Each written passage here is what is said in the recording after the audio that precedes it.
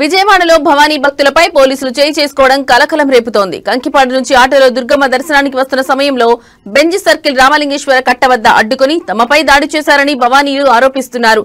చిన్న పిల్లలు అని కూడా చూడకుండా దాడికి దిగారని ఆందోళన చేపట్టారు. పోలీసులు దాడికి నిరసనగా రోడ్డుపై బైఠాయించి నిరసన చేస్తున్నారు.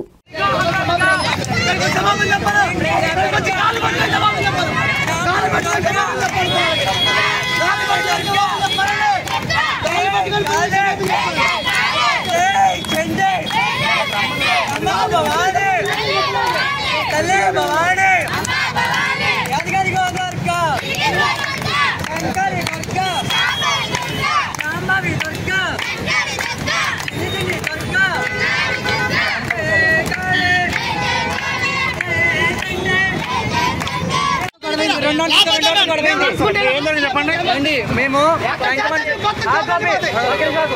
కంకిపాడు నుంచి సర్దికి వస్తున్నాము.